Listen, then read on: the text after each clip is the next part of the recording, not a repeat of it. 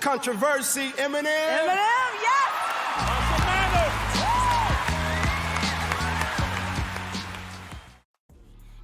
Imagine being a kid growing up in a broken city, moving from home to home, bullied at school, living in poverty with nothing but a dream and a notebook filled with rhymes. That was Marshall Mathers, the boy who will one day be known to the world as Eminem. But this is not just the story of a rapper, this is the story of one of the greatest underdog rises in music history, a story of struggle, of pain, of rejection, and of a man who refused to give up when the world told him he would never make it. From the streets of Detroit to the global stage to becoming the best-selling rap artist of all time, this is the rise of Eminem.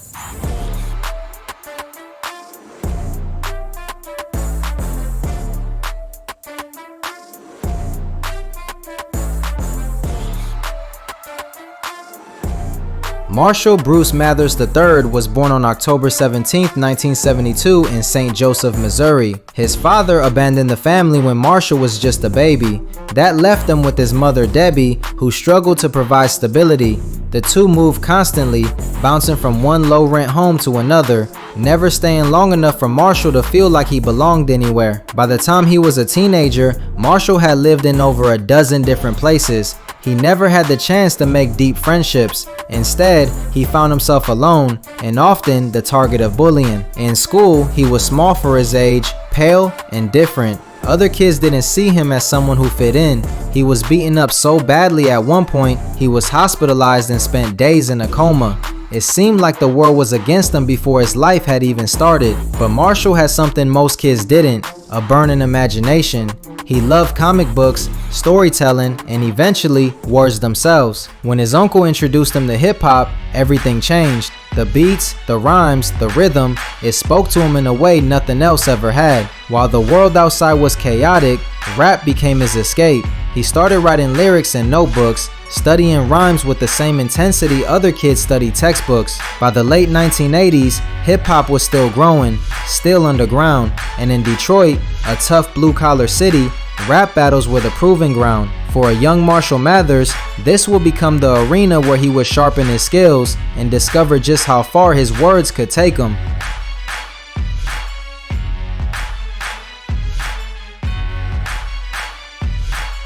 As Marshall grew older, his passion for hip-hop grew into an obsession. He would spend hours locked in his room, practicing rhymes, memorizing verses, and crafting punchlines. But in the eyes of most people, especially in Detroit's rap scene, he didn't belong. He was white. And in the late 80s and early 90s, that mattered. Hip-hop was a culture born from black communities, rooted in their struggles, their experiences, and their voices.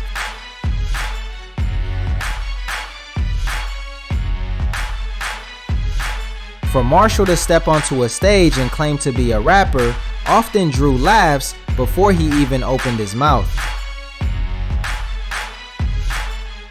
But once he did, the laughter stopped. His wordplay, his delivery, his sheer passion for rhyming began to turn heads. In smoky clubs and underground venues, he battled rappers who had written him off at first sight, and he proved them wrong, one verse at a time. Still, life outside the rap battles was unforgiving. Marshall dropped out of high school at 17. He worked a string of dead-end jobs, as a cook, a dishwasher, anything to make a little money, but nothing seemed to stick. His personal life was just as turbulent. He had a complicated relationship with his mother, and later with his high school sweetheart Kim Scott. Money was tight, emotions ran high, and for a young man chasing a dream, it seemed like every door was being slammed in his face.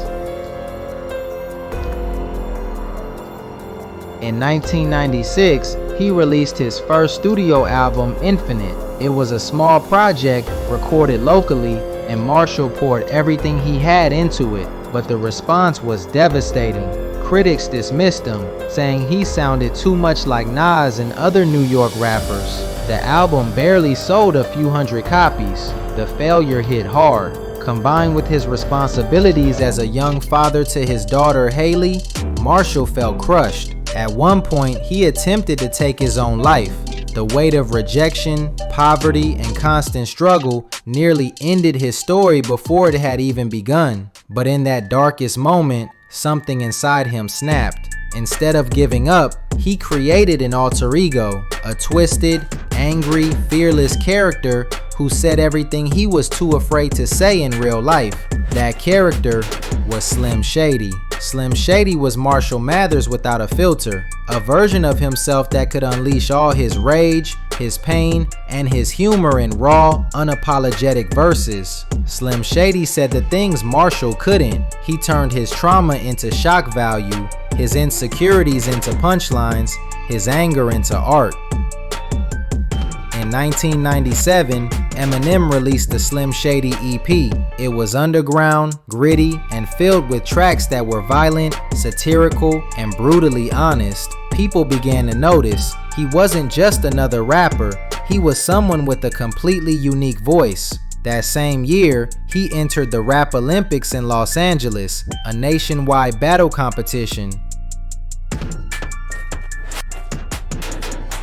He fought his way through round after round, destroying opponents with his wit and ferocity.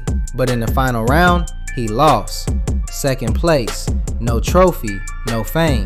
Still, that night would change his life forever. Someone in the audience had a copy of his demo tape. That tape found its way into the hands of a man named Jimmy Iovine, the head of Interscope Records. And Jimmy passed it along to a legendary producer who was looking for fresh talent. That producer was Dr. Dre. When Dr. Dre first listened to Eminem's demo, he couldn't believe what he was hearing. A white rapper with this kind of skill, the voice, the flow, the dark humor. Dre knew instantly that Marshall was special.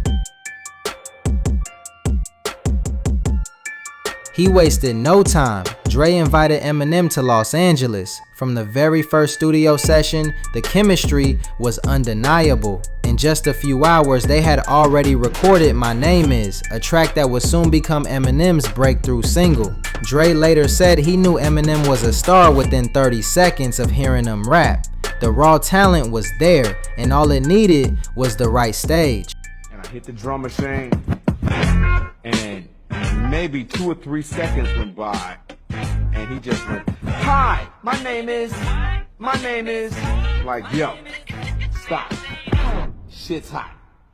That's what happened our first day and the first few minutes of us being in the studio. Stop the take, this kid needs... In 1999, the Slim Shady LP was released. The world had never heard anything like it. It was outrageous, it was hilarious, it was terrifying, and it was brilliant. The album went triple platinum, won Eminem his first Grammy, and introduced the world to a new force in hip-hop. But this was only the beginning. With the Slim Shady LP, Eminem had put his foot in the door, but his next project would blow that door off the hinges. In May of 2000, the Marshall Mathers LP was released. It became the fastest selling solo album in US history at the time. Within the first week, it sold more than 1.7 million copies. The world had never seen a rapper, let alone a white rapper, dominate the charts this way. The singles were instant classics. The Real Slim Shady was a satirical anthem, filled with outrageous lines that mocked pop culture and took shots at celebrities. Stan told the haunting story of an obsessed fan, showcasing Eminem's storytelling ability and emotional depth. Songs like The Way I Am confronted the media pressure and criticism that came with sudden fame. But success didn't come without backlash. Eminem's lyrics were violent, offensive, and often deeply controversial.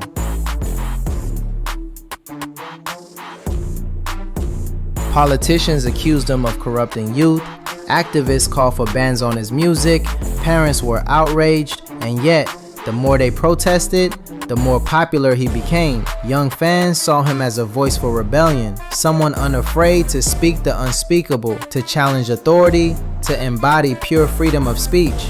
As the 2000s unfolded, Eminem became a global phenomenon. His albums topped charts around the world.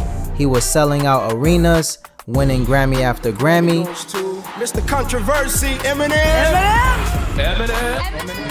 And even taking home an Academy Award for his song Lose Yourself From the film 8 Mile, Eminem wasn't just a rapper anymore. He was a cultural icon, a symbol of both genius and controversy, and despite all the chaos around him, he kept raising the bar for lyrical skill in hip-hop. Eminem's rise wasn't just about music, it was about culture. He redefined what it meant to be a rapper. Before Eminem, hip-hop was seen as a world outsiders couldn't enter, but he broke through those walls, not by trying to imitate others, but by embracing his differences. His perspective as an outsider gave him the fuel to create something new, raw, and powerful. At the same time, he forced society to wrestle with uncomfortable questions. How far should free speech go? Where is the line between art and offense? Could music be both dangerous and necessary at the same time? For millions of fans, Eminem was proof that no matter your background, no matter the odds stacked against you, talent and determination could break barriers. For his critics, he was a menace, someone who glorified violence and fueled moral panic. But whether you loved him or hated him, you couldn't ignore him. He had become one of the most influential artists of his generation, not just in hip-hop, but in all of popular culture.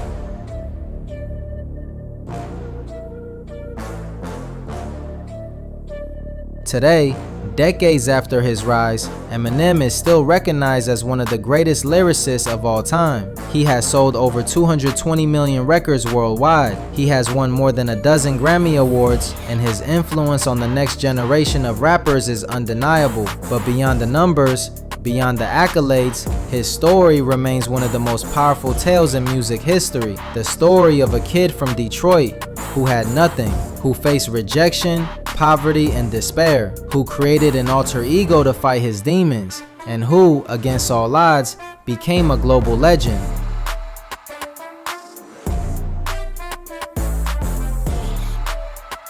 Eminem's rise is more than music. It's proof that even in the darkest of circumstances, greatness can emerge. It's proof that words have power, and it's proof that no dream is too big, no matter where you come from. As the man himself once rapped, you only get one shot, and Marshall Mathers took his and changed the world forever.